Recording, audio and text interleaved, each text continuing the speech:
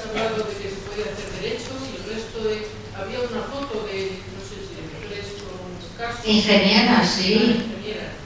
O sea que se puede acceder a cualquier modelo de universidad ahora. No. Ah. No. Vamos, si eres hombre, sí. Estamos hablando de mujeres, ¿verdad? Pues hemos ido abriendo camino, pero aún así, todos los años sale un listado de cada universidad saca su listado de que este año qué cupo tiene para las mujeres y en qué carreras. Porque la discriminación positiva siempre beneficia al varón, no a nosotras. En lo académico, en lo profesional, también hay leyes para los trabajos que dan preferencia al varón. Ellos dicen que Occidente maltrata a sus mujeres, porque partimos de la base que nuestra misión sagrada es el cuidado de la familia, de los hijos, del marido, del hogar. Y la que quiere trabajar fuera y su marido se lo permite, es problema suyo.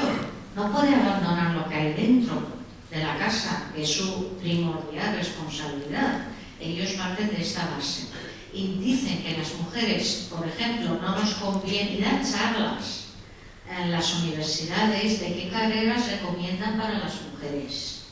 Porque además empiezan a motivarlo, ¿no? A argumentar. En un quirófano es un trabajo muy duro para una mujer porque tiene que estar muchas horas de pie, etcétera, etcétera. Por ejemplo, ponen muchas pegas para que las mujeres entren a carreras de números, sobre todo a ingeniería de camino. No sabemos qué tienen con eso. A lo mejor tienes suerte, en alguna universidad sale alguna plaza para alguna mujer, pero tú no puedes ahí esperando eternamente a ver si este año sacan el qué y dónde y cuándo. Todos tenemos limitaciones. Y no es un tema que sea cuando tú quieras y donde tú quieras, aunque tengas buena nota. Es cuestión de cupos para las mujeres. Pero no tenemos... ahí, cuando vas a, por ejemplo, la selectividad, tienes que rellenar un formulario para inscribirte. Y viene nombre, dirección, tus datos personales. Y en todo lo oficial, en todo lo institucional, vienen 4 casillas y tienes que señalar sí o sí una. Solo hay 4 religiones oficialmente legalizadas en Irán, que es el cristianismo, el judaísmo, el islam y el zoroastrismo. Fuera de eso no existes. En Irán hay más religiones minoritarias. La religión mayoritaria dentro de las minorías religiosas, por ejemplo, son los bahá'ís, que se les considera impuros. Estos no pueden tener estudios superiores. Estos no pueden ser cargados de nada que tenga que ver, un servicio que tenga que ver que te vendan algo con las manos. Son como para los islamistas, son como los intocables de la India. Se les confisca hasta sus cementerios, se les devuelve todo. Han matado a muchísima gente. La fe bahá'í es una religión que nace en Irán hace más o menos unos 200 años. Y como estos dicen que el Islam es la última religión, la más perfecta, la que va a imponerse al mundo entero, que Mohammed es el último profeta, pues eso de que se vayan inventando religiones a posteriori no se admite. Y máxime que han tenido el poco gusto de decir los bahá'ís que no hace falta un intermediario entre tú y tu Dios. Apagáramos. ¿Qué hacemos con todos los profesionales religiosos que hay? ¿Cómo van a admitir eso, por favor? También, de lo poco que conozco yo de las religiones, es bastante igualitaria. Por ejemplo, dice que si solo tienes dinero para mandar a una de las hijas de los hijos a la escuela, entonces en aquella época manda a una de las chicas porque una mujer instruida instruye a toda una generación. Todo eso va contra el Islam, están perseguidos. Y eso de que puedan estudiar también, hay sobre todo cuotas para los propios islamistas. Confesar que es una nota maravillosa en la selectividad.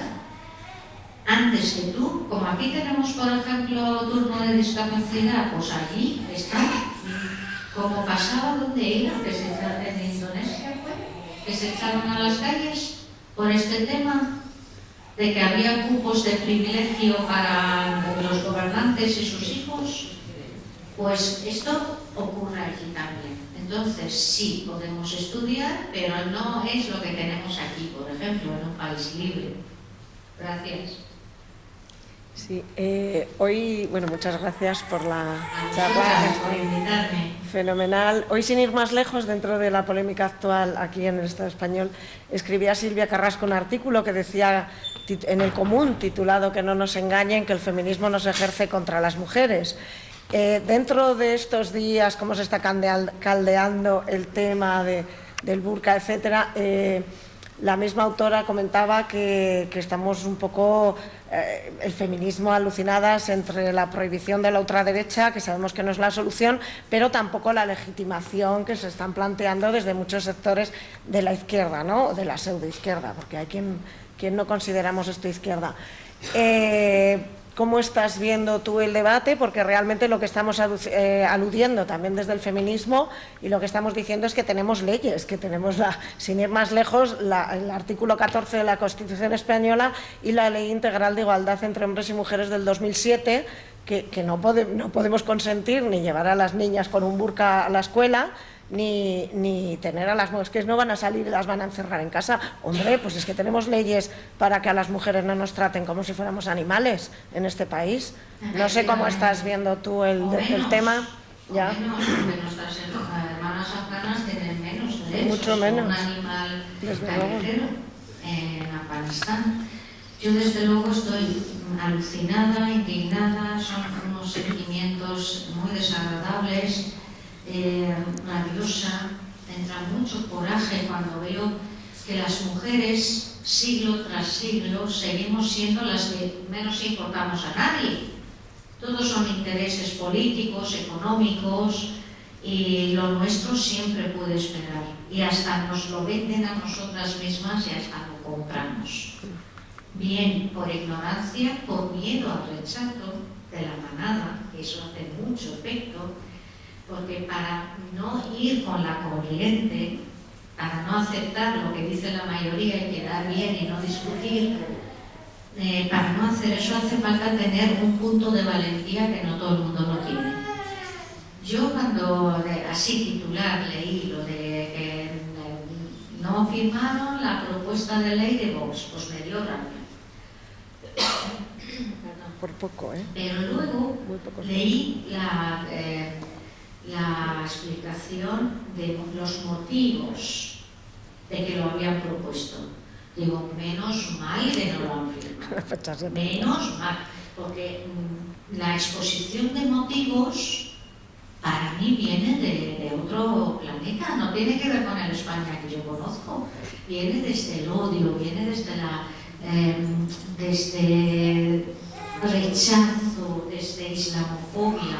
Porque islamofobia existe como existe el antisionismo, existe cualquier cosa, la homofobia, existen muchas fobias por el mundo, aunque denunciar lo que hace, lo que significa la ideología, lo que hemos dicho al principio, la ideología extremista islamista, nada tiene que ver con islamofobia, sino tiene que ver con llamar las cosas por su nombre y protegernos. Eso de verdad me dio mucha rabia, esa exposición de motivos, que era infumable, eso no se podía afirmar. Yo creo que eran conscientes también ellos de que eso no se puede firmar y solo quieren hacer ruido, hacer campaña. Pero lo que me da todavía mucho más coraje es la pasividad de la izquierda de la izquierda española tan buena que no sabemos cómo se está dejando destrozar por este invento que dice que prohibir el niqab y el burka es anticonstitucional. O sea, ¿dónde ha puesto eso? ¿Qué tiene que ver eso con la religión? O sea, una cárcel de tela. ¿Qué me estás contando? ¿Qué os estáis inventando? Que estáis destrozando la izquierda española y son parte responsable, no toda, pero parte responsable del auge de la extrema derecha en el mundo entero, porque no solamente es en España, hasta en Irán los tenemos. Sí, o sea, que están en todas partes. Es una ideología que se llaman posmodernos, progresistas, etcétera, etcétera, y tenemos que luchar en muchas frentes a la vez. Y tenemos que lanzar una propuesta de ley desde la izquierda, acorde a los derechos humanos, a los derechos de las mujeres, acorde a la dignidad humana, prohibir el que una mujer vaya como una tienda de campaña en espacios públicos y desde luego proteger a las menores de que sean peladas. Una vez que sean mayores de edad, pues chica, mira, hay gente para todo, ¿verdad? Hay gente que hasta defiende la mutilación genital. Eso, pero es que la ley tiene que actuar donde puede actuar, que es el interés del menor. Y hay leyes para los que incumplen la enseñanza obligatoria. Estoy de acuerdo que se tomen represalias contra los que lo incumplen, porque esta criatura tiene tutores, sea madre o sea padre, me da igual. Y luego dicen, ¿y qué hacemos con las mujeres que llevan burka o niqab? ¿Se las multa encima a ellas? Os aseguro que si una mujer va con un niqab y con un burka por las calles, esta mujer no tiene independencia económica, lo firmo. Conozco la situación y lo acaba pagando quien le obliga a llevarlo. Entonces, en el fondo, no estamos victimizando aún más a la mujer. Su responsable terciario es su propietario. Ninguna familia democrática medianamente civilizada permite que sus mujeres, obliga a sus mujeres a ir absolutamente tapadas de los pies a la cabeza y que se les niegue la identidad como un ser humano. Yo lo que flipo, no lo sé, alguna vez tendré ocasión de enterarme. Por ejemplo, cuando van a buscar a los hijos al colegio, ¿cómo saben que? porque además, como no lleven una señal, algo bordado o algo tal, digo, qué angustia, qué angustia. Pero también el ser humano se acostumbra absolutamente a todo, porque cuando te anulan y te permiten vivir invisible, y de allí ya cuesta tantísimo salir, es como la mujer maltratada. Dicen, pero ¿cómo has permitido que te pegue tu marido? Hombre, es que si ella estuviera con las herramientas necesarias en ese momento, pues se hubiera defendido. Es que encima la vamos a culpar que se ha dejado pegar. Es que ya es el colmo, pues con el velado de las mujeres pasa lo mismo. A las mujeres, de alguna manera, se les va induciendo. Y en la mayoría de los casos es desde la infancia. Una compañera afgana, activista, comentaba que en la primera tanda de los talibanes que llevaban burka, ella era pequeña en aquella ocasión y aún no iba ni al colegio, y veía a su madre, a sus hermanas mayores, tías, ponerse el burka. Y ella estaba deseando empezar a ir al colegio para también ponerse el burka como su madre y sus hermanas. ¿Podemos decir que ha sido su opción desde la libre elección? Y luego esta misma mujer creció, la obligaron a casarse, no estando los talibanes, el marido la obligó a ir 6 años con el burka. Y nos cuenta cómo es vivir en una cárcel de la que te falta hasta el aire. Hablo de nuestra querida amiga Khadija Amin, bastante conocida activista afgana que lleva solo 4 años en España, pero se ha dado un tute para denunciar la situación. Y creo que demasiado poco hablamos de nuestras hermanas afganas y demasiado el silencio ensordecedor que guardamos con todo lo que de alguna manera tiene que ver con el Islam. Ojo, ahora mismo, ante la masacre, de masacre para arriba, quien lo califica de genocidio, yo me quedo en masacre del pueblo iraní. En cuestión de 5 días han masacrado a tiro limpio por las calles a la población civil, más de 43.000 personas, a más de 335.000 personas heridas de gravedad, que muchos han ido falleciendo, a más de 8.000 personas cegadas a propósito con disparo de perdigones en los ojos, a más de 60.000 personas detenidas en riesgo de ejecución sumaria y pública, y el mundo mira para otro lado. No pasa nada. Que son iraníes. Hay una solidaridad selectiva que personalmente me resulta repugnante, repulsivo. Me hace sentirme avergonzada de mi condición humana, de cómo, según quién sea el verdugo, nos importa un pueblo o nos deja de importar. No son las vidas humanas lo que nos importa en realidad, son nuestras ideologías políticas y a ver dónde los vamos a poder ir colocando. Y las vidas humanas que nos importan y mucho son las que su situación geopolítica, económica, ideológica casa con nuestra ideología y nuestros intereses. No todas las vidas valen lo mismo, por desgracia. Y yo creo que nuestra responsabilidad desde aquí, en un país libre, de verdad, en España tenemos que, en muy poco tiempo, hemos salido de una dictadura y estamos siendo un ejemplo para muchos otros países, sobre todo en cuestión de igualdad. Y ahora vamos a venir a decir que el burka y el niqab son tradiciones religiosas a las que no podemos, constitucionalmente no podemos prohibirlas. Pero ¿qué disparate es eso? O sea, esto hay que ser surrealista, hay que tener hasta genialidad fantasiosa para decir eso. Y que haya gente que lo compre. O sea, que estoy muy cabreada con la extrema derecha, estoy muy cabreada con ese invento de izquierda que está destrozando la izquierda española, estoy muy cabreada con este feminismo inventado que quiere reventar el feminismo, porque yo, siendo una persona muy optimista, de verdad, que si no, no me podía levantar de la cama, es cuestión de necesidad, creer que el mundo va a cambiar. Estoy convencida de que si no ponemos remedio, la intención final es acabar con los derechos humanos, imponer gobiernos autoritarios a nivel global. Y el primer paso para cargarse los derechos humanos es cargarse el feminismo. O sea, está así.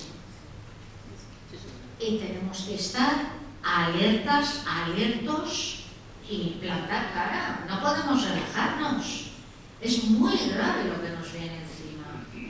En Irán, antes, la mayoría de la gente, pues como aquí, como en cualquier parte del mundo, era tirando, podía ser de centro, pero era tirando para la izquierda.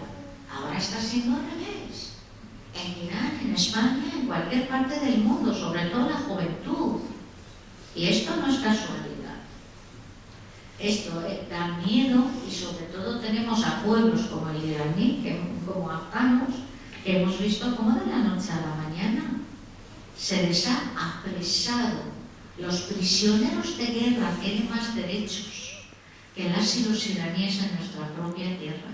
Encima, el que decía Khomeini de que los recursos de Irán son para las y los iraníes, y que el SAN nos está saqueando, cuando llegaron al poder dijeron que los recursos que da la tierra los ha dado Allah y no los ha dado para que los musulmanes sean unos gandules, que el buen musulmán gana el pan con el sudor de su frente, que lo que da la tierra es para invertir en el gobierno de Allah sobre la tierra.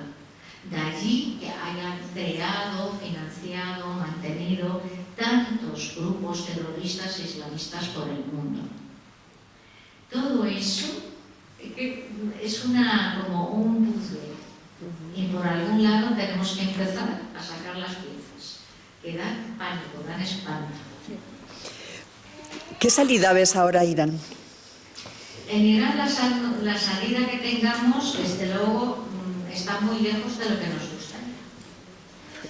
El pueblo iraní queremos, en nuestro conjunto, en nuestra mayoría, derrocar a la teocracia islamista y queremos un gobierno donde con el contenido casi toda la oposición está de acuerdo, que es un gobierno secular. Eso nos importa mucho, separación de la religión del Estado, que sea un gobierno igualitario. Nos hemos dado cuenta de lo que significa machacar a las mujeres, esclavizar a las mujeres legalmente. Y queremos un gobierno basado en los derechos humanos, porque allí no somos humanos, no tenemos derechos, solo respiramos. Por no tenemos derecho a la vida. Se nos pega un tiro en plena calle, se nos atropella con vehículo militar y no pasa nada. Se nos prende fuego. En el norte de Irán, en el bazar de Ras, prendieron fuego que los protestantes se escondieron en el bazar, en un bazar grande, antiguo, y lo que hicieron, como no podían ir a sacar uno por uno, prendieron fuego en una de las salidas, y se pusieron en la otra y disparaban a todo el que iba saliendo huyendo del fuego. No pasa nada. Y todo esto nos ha llevado al pueblo iraní de decir basta.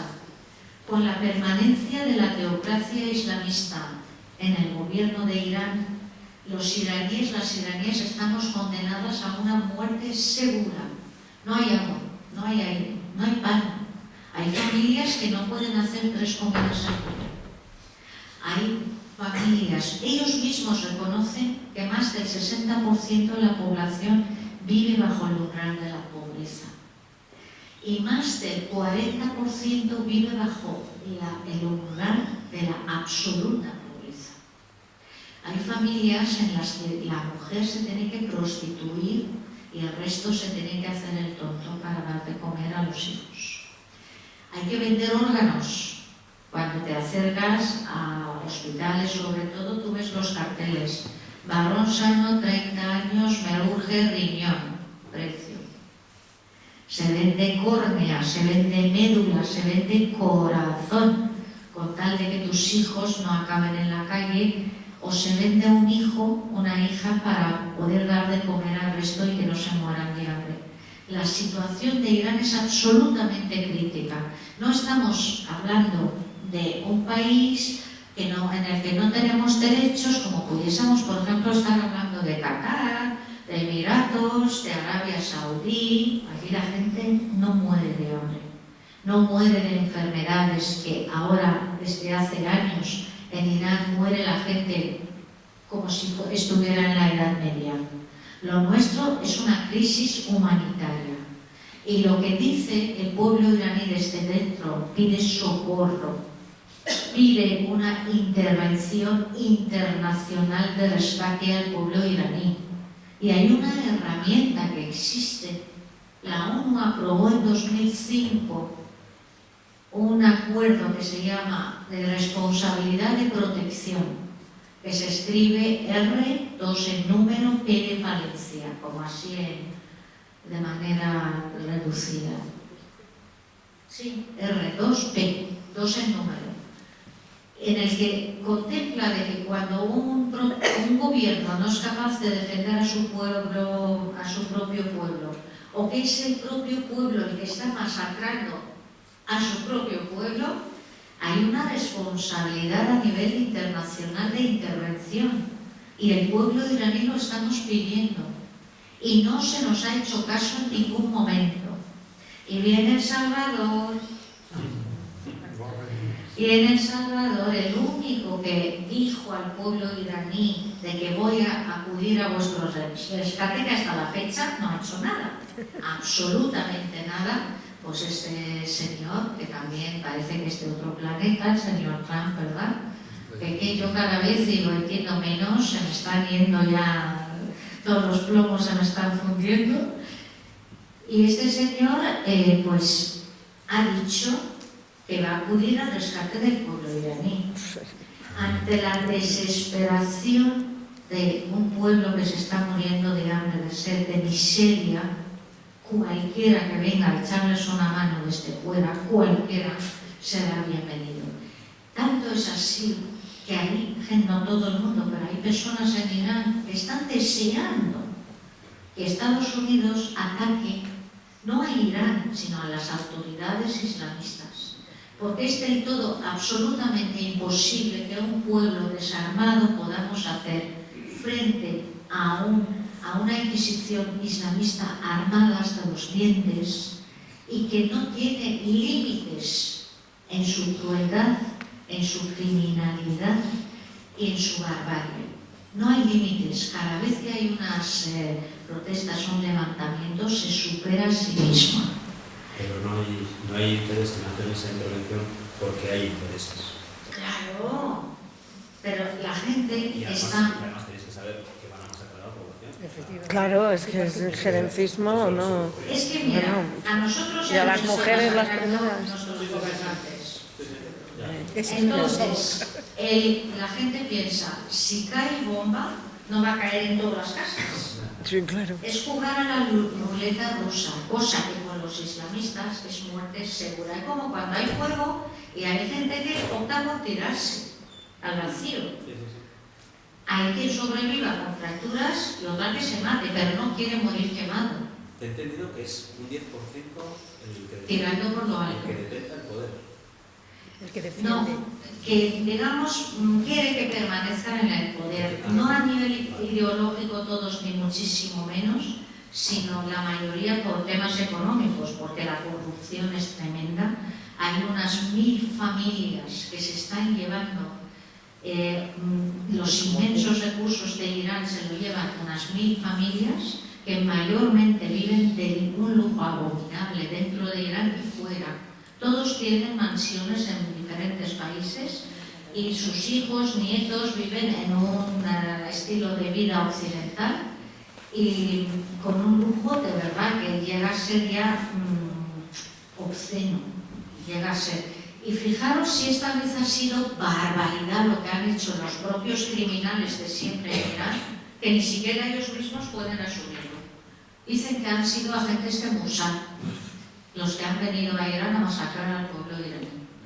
Ni ellos mismos pueden asumir que han salido a la calle a masacrar al pueblo iraní. Qué curioso, cuando salen ellos en sus manifestaciones del apoyo al líder supremo, en su aniversario de la llegada al poder, que ha sido ahora nada, en febrero, a principios de febrero ha sido curioso, porque allí son los únicos que tienen derecho a manifestarse, aunque en la Constitución viene recogida el derecho a la manifestación pacífica. En casi medio siglo jamás han concedido una autorización a los que no somos islamistas. Los islamistas son los únicos que no solamente tienen derecho a manifestarse, es que se les da todas las facilidades, financiación, se les pone chiringuitos por el camino para que vayan bebiendo, comiendo, que no se cansen, se les prepara, como aquí cuando se preparan los reyes, que van a pasar las cabalgatas y todo, pues allí la autoridad prepara las manifestaciones. Allí no entran los agentes de Mossad, que se supone que son más contrarios los agentes de Mossad, los islamistas, que a la oposición iraní, que vaya, no pasa nada. Los agentes de Mossad vienen a masacrar a los enemigos de sus enemigos, supuestamente. Es que seducen, de verdad. Y hay gente que no compra leer los comentarios en las redes sociales. porque me dicen sionista, que me pagan el Israel, que me merezco el gobierno del corrupto y del criminal Pahlavi. No tienen ni idea de lo que tenía el pueblo iraní. A ver, las dictaduras son malas todas, ¿quién lo duda? Pero de allí a que nos vayamos a creer, es que de repente, después de medio siglo del islamismo en Irán, vayamos a ser la Suiza de Asia Central, que hemos fumado. Que esto no es posible, pisemos tierra. Y parte de esa izquierda que vive en el mundo de los yuppies es lo que pide a los iraníes dentro de Irán. Aguantad, compañeros. ¡Ay, qué buena está la caña! Aguantad, compañeros, que vosotros mismos solitas vais a conseguir derrocar a estos islamistas. No permitáis que entre ningún gobierno extranjero y mucho menos el imperialismo estadounidense. Ole y ole. Vete a Irán a recibir balas. Menos sermones, menos ideologías y más vidas humanas. Ante todo, no podemos anteponer ningún tipo de ideología a las vidas humanas. Yo voy a las manifestaciones que se organizan, he estado en varias, en Barcelona, en Salamanca, en Madrid, me ha coincidido con actividades, con charlas, y la inmensa mayoría de los iraníes fuera de Irán, yo no sabía que tuviésemos tantos parlamentarios monárquicos, de verdad que no lo sabía. Y como yo, muchas otras personas estamos alucinadas. Personalmente, no soy ni socióloga ni politóloga, pero bueno, así una opinión personal, creo que han elegido con este fervor, porque además es fervor, al hijo del Shah como la cara visible de la transición, porque luego la idea es que haya unas elecciones libres con observadores internacionales para lo primerito elegir el sistema de gobierno. En el contenido estamos de acuerdo, pero no estamos de acuerdo en el sistema. Y se tiene que aclarar de una buena vez, porque los republicanos dicen que los monárquicos son 4 gatos y al revés. Unas urnas lo aclaran, pero eso lo hace el pueblo iraní. Nadie tiene derecho a venir al pueblo iraní a decir lo que tiene que hacer, a quién tiene que poner como líder y a quién quitar.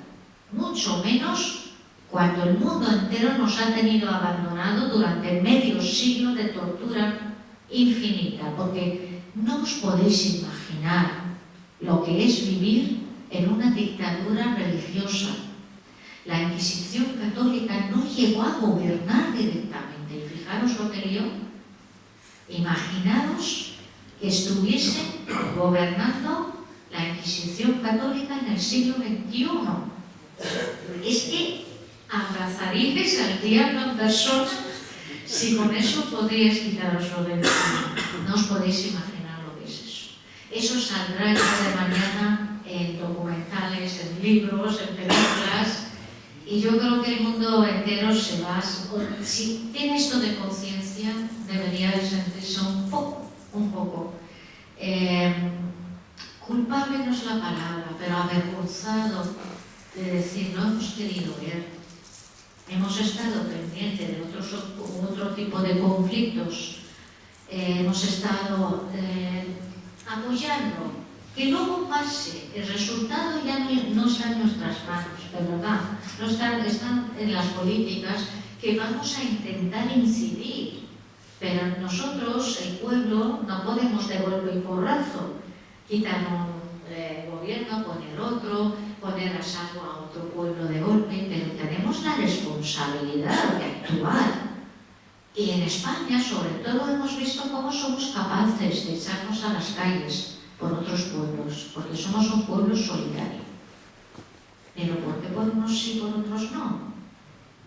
El pueblo iraní está muy dolido, porque no solamente llevan medio siglo diciéndoles de que son malos musulmanes, de que se les ahorca por enemistad con Allah, por ofender a Dios, Aparte, el resto de los seres humanos que no son islamistas tampoco les quieren escuchar ni mirar. No les importan, porque parece ser, ojo, así de triste, parece ser que esto se ha convertido como si fuera un juego de fútbol, un partido de fútbol, y que hay dos bandos. Uno es el de Irán, el pueblo iraní, otro es el pueblo palestino. Así de triste, crudo, y ambos pueblos estamos siendo masacrados. Pero los extremistas dicen, uy, es que la teocracia islamista es ellos lo llaman República Islámica de Irán, y saben lo que significa una república, pero cínicamente dicen que es una república islámica, que hay que respetarlo, ¿verdad? Y no hay que meterse en los asuntos internos de los países, que Occidente quiere exportar esa civilización. ¿Qué civilización? Quiero derechos humanos. Quiero derechos humanos en Irán también. Eso no es patrimonio del Occidente. ¿O qué pasa? Que allí nos tienen que seguir masacrando, hay que respetar la matanza, la tortura, la violación, la pobreza. No es cultura de ningún país. Eso no se puede admitir. La cultura es la poesía, es la música, la gastronomía, las fiestas que se comparten entre los pueblos. Eso hay que respetarlo, eso hay que compartirlo. Pero todo lo que va contra los derechos humanos, la dignidad humana, no es respetable por ninguna excusa. Y esa izquierda tan extraña que hacíamos referencia, que es amiga de los islamistas, tiene mucho que ver con el lobby islamista, tiene mucho que ver con que en España al menos se les dé tanto gancho y que nos quiten apoyo a la lucha del pueblo iraní. Una de ellas, al principio de la masacre, salió en las redes sociales diciendo que se está hablando tanto de Irán para desviar la atención de los crímenes de los sionistas. ¿Cómo se te queda el cuerpo? Y dices, si tú dices ser feminista, tú dices ser progresista y tú dices defender los derechos humanos. Tú lo que no tienes es ni esto de vergüenza ni de humanidad. Y no quiero que me representes. No quiero que me cueles al mundo que tú estás defendiendo los mismos valores que yo. Porque yo defiendo a todas las mujeres del mundo por igual. Me da igual que sean palestinas, que sean iraníes. Sí. Y me dicen, ¿y tú por qué no organizas actos por Palestina? Y digo, pues, ¿te parece poco que me doy la vuelta a España hablando de lo que está pasando en Irán? ¿Quién queda para hablar de Irán? Somos 4 gatos. Habla hispanos, 4 gatas, mejor dicho. Pero eso no quita de que si el día de mañana nuestras hermanas palestinas están siendo víctimas de apartheid por razón de sexo, como nuestras hermanas afganas, no habrá ni una sola ponencia sin hacer referencia a ellas. Es que no se puede meterlo todo en un cajón desastre.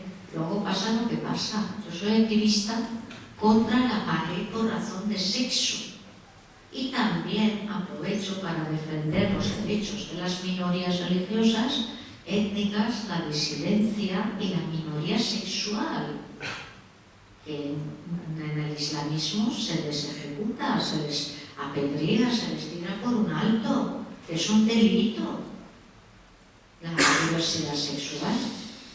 Entonces, aparco todo eso, que somos poquísimas gentes que damos esa información, y me sumo a millones de personas, afortunadamente, millones de personas, cosa que enorgullece. Es decir, estas millones de personas pues son personas que tienen esa empatía, tienen esa solidaridad